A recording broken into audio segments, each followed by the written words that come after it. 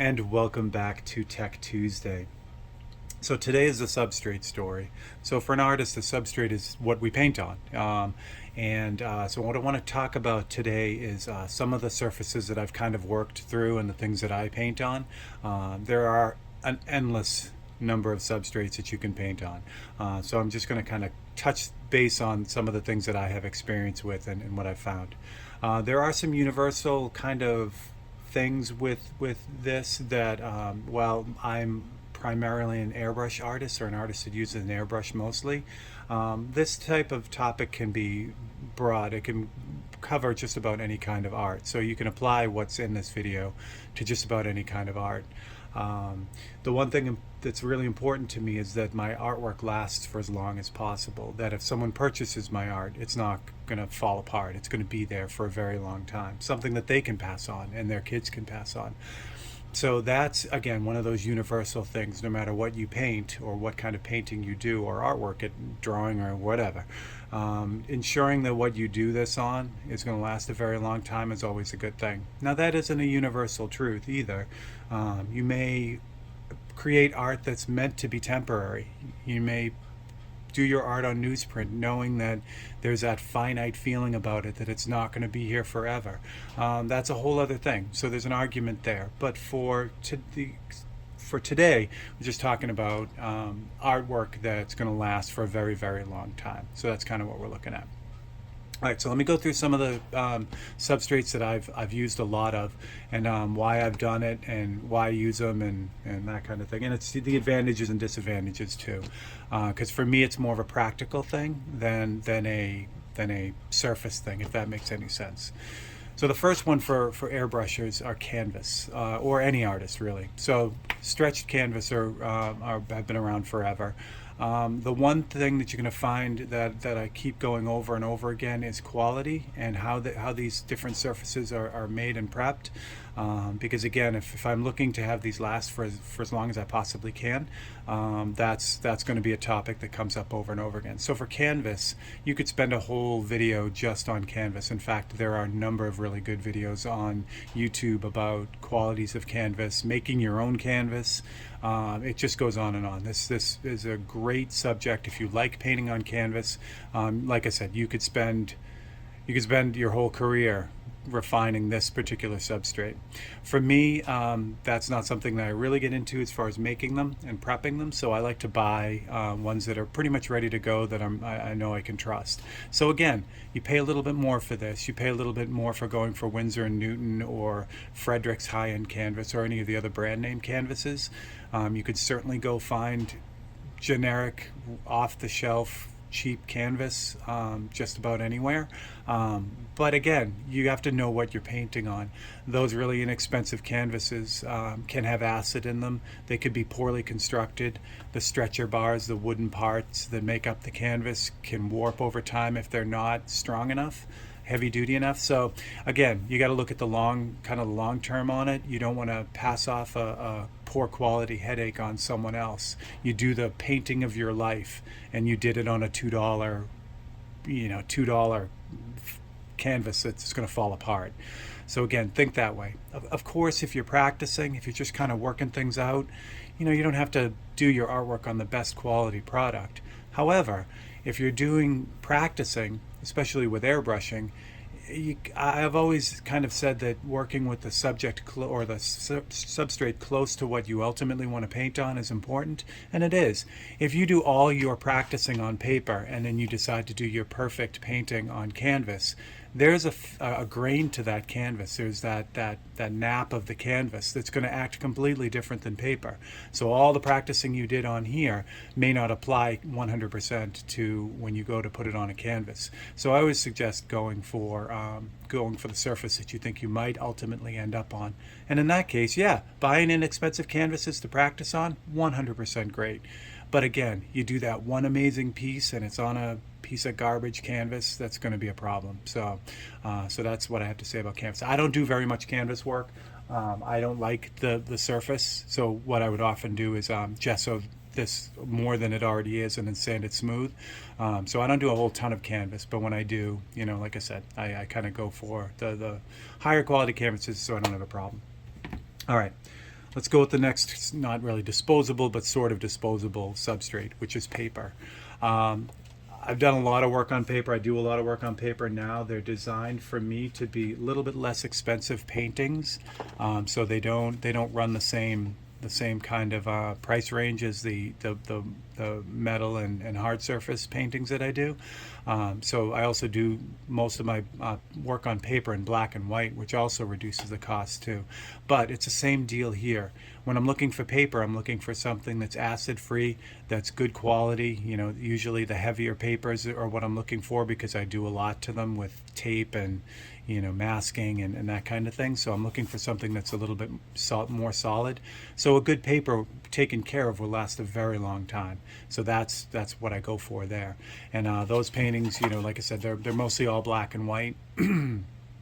So you know, I mean, as far as toned paper, again, you could spend an entire video just on one style of paper. There are endless styles of paper. But again, when you're looking at paper and you want it to last, look for paper that's acid free. Stick with a brand name. It's my kind of my go-to safety net. My cheap insurance is by going with a brand name, because you know you can get the information on that paper and find out really what's up with it, instead of buying something generic that you have no idea what's in it. So that's it. There are, like I said, we could spend a whole video just on paper. So this is Canson Colorline paper. And then I just started using UPO paper, which is a synthetic paper. It's polyester, which is really kind of neat. So I just started using it. Actually, this painting here is on this UPO paper. And I'll put a link to this too. So I'm having fun with this stuff. It's, like I said, it's a plastic, but it's super smooth. And again, it's archival. There's no acid in it, so that works out really well, as is the Colorline paper too. That's acid free as well. So that is your paper. So the other surface that I've done a lot of work on is illustration board. Pull it out here. Where is my illustration board? Did I put it on the bottom? I did. So this is illustration board. This is a really common. You'll see this a lot as you get into doing artwork, especially with illustration. Airbrush illustrators had used illustration board for forever, and basically what it is just a really good quality paper like the Canson, and it's just fused onto a sturdy piece of board. So again, here it's the same deal as going with paper. I always go with the brand names, or really try to find as much information as I can about those surfaces, so that I'm getting the same thing. I'm getting something that's acid free and will hold up really well. So same kind of deal. But the illustration board's nice because you can get some really thick stuff like this that is essentially like a piece of wood. It's nice, really stable, and ready to go. So if you love working on paper but don't want the thinness of it, illustration board is a great way to go too. Again, you get into things like poster board, great to practice on, but who knows what's in it? Who knows how long it's going to last? The fibers are usually loose in that, so when you go to mask on it, stuff will pull up. So it can be kind of a nightmare. But again, for practicing, for just messing around with, that's totally fine. All right, so one of the other things I paint on a lot is metal. So I'll show you that, and then I'll show you the last substrate here. So for metal, I generally tend to today stick to aluminum. So these are powder coated aluminum panels. They come like this. They're white or black, or they come in all different colors, but I generally get the white ones. They're powder coated, so they're ready to go. But what I do is I sand them and I prime them, essentially like a canvas. So again, this goes to the archival part of it. Aluminum is completely archival, obviously, because it's metal. There's nothing that will leach out into your artwork. It's completely stable. This is a piece of 063 aluminum, which is very tough. I could bend this if I wanted to, but it's really tough. So that makes for a really great stable surface. And once you prep it properly, clean it, and then prime it with a sealer, it feels like any other canvas surface. Well, not canvas, but it feels like any other substrate. It has that really smooth surface, but has a little bit of tooth to it. So I really enjoy working on aluminum. It just works really, really well for me. So I'll show you a piece that I've done on aluminum. This is Open Studio, the painting Open Studio, and this is done on an 063 piece of aluminum. And then what's nice about the aluminum is I can clear it with automotive clear coat, which is also archival. It's got UV protectors in it and is really, really like thick. So it adds a lot of depth to the painting.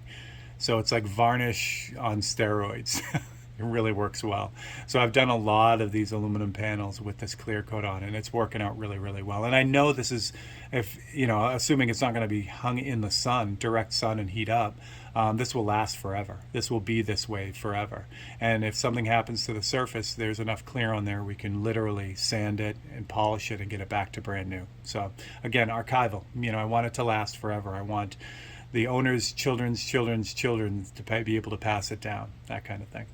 So briefly, what I did too, I was working on titanium, which is a beautiful metal. This is a piece of raw titanium. It's actually skinned over with, it's not really oxidation, but titanium will get this like film on it as it kind of sits around. But when you sand it down, it has this beautiful, like, it looks like aluminum, but it's got this kind of gold cast to it. So this is a painting that was done on titanium, and you can see that, you know, kind of goldish cast around the outside edge. So again, titanium it's so non-reactive that they use titanium for everything from the space program to the metal in your repaired broken wrist is titanium for that reason. So again, super archival. It'll be around forever. The only thing I don't like about titanium is because it's so anti-stick to, you know, nothing really sticks to it. That includes paint too. So this can be a little bit of a challenge to prep. So in the end, I just do more on aluminum. But again, it illustrates the point that you want to choose things that will be around forever. The other side of that is a piece of steel. If you do your work on steel, one thing that we all know steel does if it's not properly prepped is it rusts. So that's what you don't want. You don't want a surface that's going to have anything happen to it that wasn't intended during the process.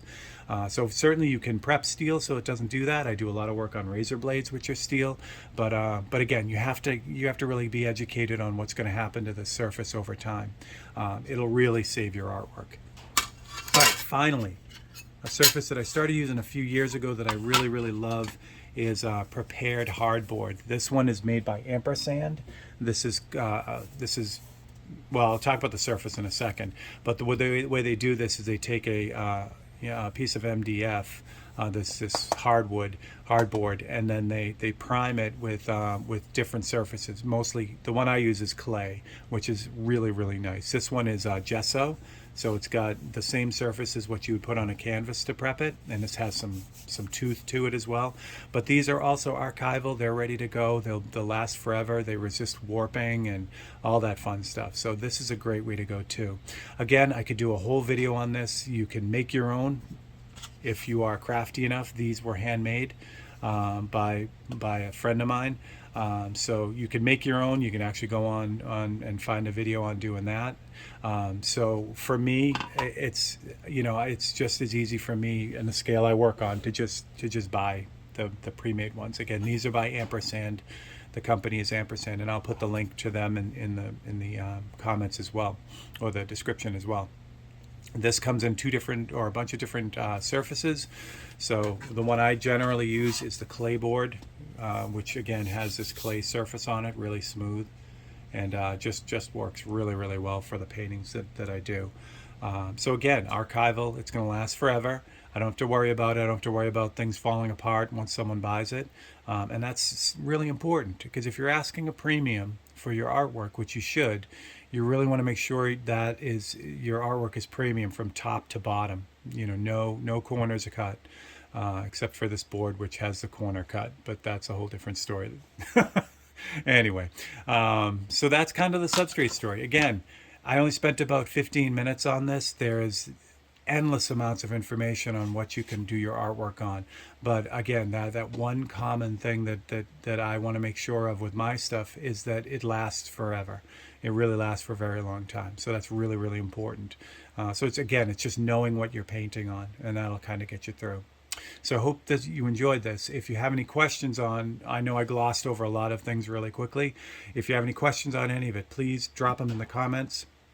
If you like this video, please hit the like button and click that bell icon so you get notifications. I really appreciate it. So if you have any ideas for these Tech Tuesdays too, if you've followed the live feeds that I do and you have a question about something that I've done, let me know, because I'd love to put it in here, more in-depth kind of description of something that goes on. So I am Steve Leahy. This is Tech Tuesday. Thanks for joining me, and I will catch you guys on the next one.